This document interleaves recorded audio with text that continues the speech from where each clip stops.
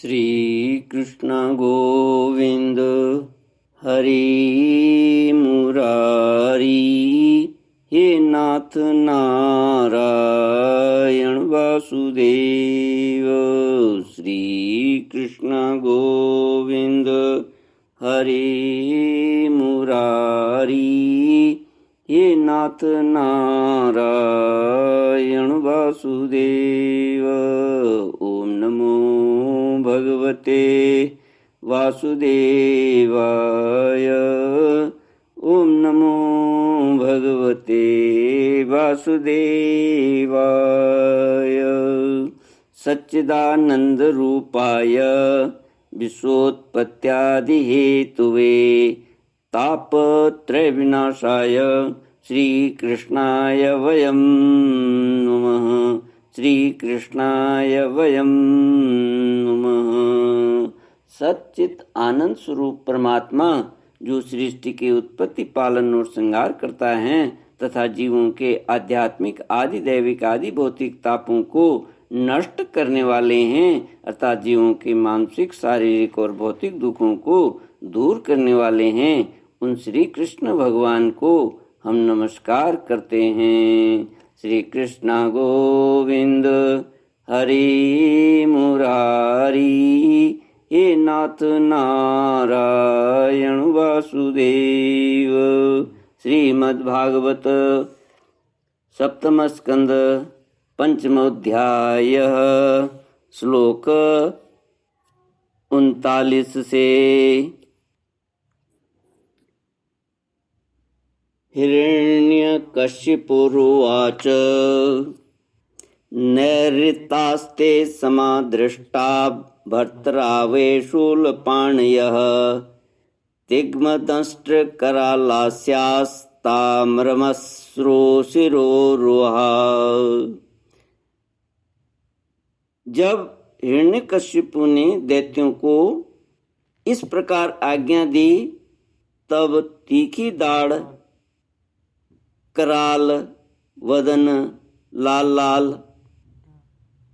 दाढ़ी, मूछ एवं केशों वाले दैत्य हाथों में त्रिशूल ले लेकर मारो काटो इस प्रकार बड़े जोर से चिल्लाने लगे।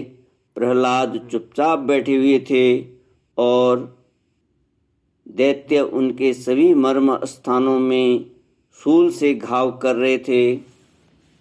उस समय प्रहलाद जी का चित्त उन परमात्मा में लगा हुआ था जो मन वाणी के अगोचर, सर्वात्मा, समस्त शक्तियों के आधार एवं परब्रह्म हैं। इसलिए उनके सारे प्रहार ठीक वैसे ही निष्फल हो गए जैसे भाग्यहीनों के बड़े बड़े उद्योग धंधे व्यर्थ होते हैं। युधिष्ठिर, जब शूलों की मार से प्रहलाद के शरीर पर कोई असर नहीं हुआ, तब हिरण्यकशिपु को बड़ी शंका हुई। अब वह प्रहलाद को मार डालने के लिए बड़े हठ से भांति भांति के उपाय करने लगा। उसने बड़े बड़े मत वाले हाथियों से कुचलवाया, विषधर सांपों से डसवाया, पुरोहितों से कृत्या राक्षसी उत्पन्न कराई, पहाड़ की चोटी से नीचे डलवा दिया, संबरासुर से अनेकों प्रकार की माया का प्रयोग करवाया, अंधेरी कोठरियों में बंद करा दिया, विष पिलाया और खाना बंद कर दिया, बर्फीली जगह, दहकती हुई आग और समुद्र में बारी बारी से डलवाया, आंधी में छोड़ दिया तथा पर्वतों के नीचे दबवा दिया, परंतु इनमें से किसी भी उपाय से वह अपने पुत्र निष्पाप प्रहलाद का बाल भी बांका न कर सका। अपनी व्यवस्था देखकर हिरण्यकशिपु को बड़ी चिंता हुई। उसने प्रहलाद को मारने के लिए और कोई उपाय नहीं सूझ पड़ा। वो सोचने लगा, इसे मैंने बहुत कुछ बुरा भला कहा, मार डालने के बहुत से उपाय किए, परंतु यह मेरे द्रोह और दुर्व्यवहारों के बिना किसी की सहायता से अपने प्रभाव से ही बचता गया। यह बालक होने पर भी समझदार है और मेरे पास ही निशंक भाव से रहता है। हो न हो इसमें कुछ सामर्थ्य अवश्य है। जैसे सुनशेप अपने पिता की करतूतों से उसका विरोध हो गया था, वैसे ही यह भी मेरे अपकारों को न भूलेगा। सुनशेप के बारे में कथा है कि सुनशेप अजीगर्त का मंझला पुत्र था। उसे पिता ने वरुण के यज्ञ में बलि देने के लिए हरिश्चंद्र के पुत्र रोहिताश्व के हाथ बेच दिया था। तब उसके मामा विश्वामित्र जी ने उसकी रक्षा की और वह अपने पिता से विरुद्ध होकर उनके विपक्षी विश्वामित्र जी के ही गोत्र में हो गया। यह कथा आगे 9वें स्कंद के 7वें अध्याय में आएगी। श्री कृष्ण गोविंद हरि मुरारी, हे नाथ नारायण वासुदेव। वैसे ही यह भी मेरे के अपकारों को न भूलेगा। न तो यह किसी से डरता है और न इसकी मृत्यु होती है। यह न तो किसी से डरता है और न इसकी मृत्यु ही होती है। इसकी शक्ति की था नहीं है। अवश्य ही इसके विरोध से मेरी मृत्यु होगी, संभव है ना भी हो। इस प्रकार सोच विचार करते करते उसका चेहरा कुछ उतर गया। शुक्राचार्य के पुत्र षंड और अमर्क ने जब देखा कि हिरण्यकशिपु तो मुंह लटका कर बैठा हुआ है, तब उन्होंने एकांत में जाकर उससे यह बात कही, स्वामी आपने अकेले ही तीनों लोकों पर विजय प्राप्त कर ली। आपके भौएं टेढ़ी करने पर ही सारे लोकपाल कांप उठते हैं। हमारे देखने में तो आपके लिए चिंता की कोई बात नहीं है। भला बच्चों के खिलवाड़ में भी भलाई बुराई सोचने की कोई बात है।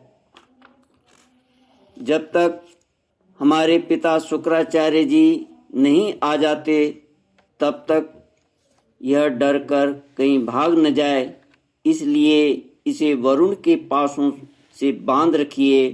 प्राय ऐसा होता है कि अवस्था की वृद्धि के साथ साथ और गुरुजनों की सेवा से बुद्धि सुधर जाया करती है। हिरण्यकशिपु ने अच्छा ठीक है कहकर गुरुपुत्रों की सलाह मान ली और कहा कि इसे उन धर्मों का उपदेश करना चाहिए जिनका पालन गृहस्थ नरपति किया करते हैं। युधिष्ठिर इसके बाद पुरोहित उन्हें लेकर पाठशाला में गए और कर्मशः धर्म, अर्थ और काम इन 3 पुरुषार्थों की शिक्षा देने लगे। प्रहलाद वहाँ अत्यंत नम्र सेवक की भांति रहते थे, परंतु गुरुओं की वह शिक्षा प्रहलाद को अच्छी न लगी, क्योंकि गुरुजी उन्हें केवल अर्थ, धर्म और काम की ही शिक्षा देते थे। यह शिक्षा केवल उन लोगों के लिए है जो राग, द्वेष आदि द्वंद्व और विषय भोगों में रस ले रहे हों। एक दिन गुरुजी गृहस्थी के काम से कहीं बाहर चले गए थे।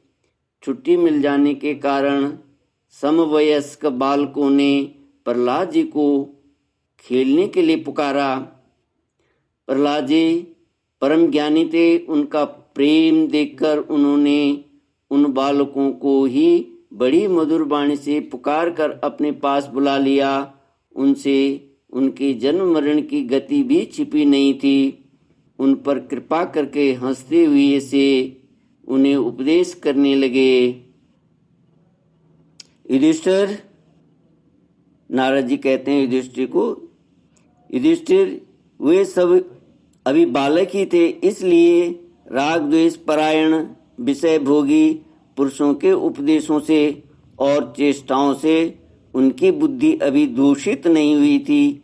इसी से और प्रहलाद जी के प्रति आदर बुद्धि होने से उन सब ने अपनी खेल कूद की सामग्रियों को छोड़ दिया तथा प्रहलाद जी के पास जाकर उनके चारों ओर बैठ गए और उनके उपदेश में मन लगाकर बड़े प्रेम से एकटक उनकी ओर देखने लगे।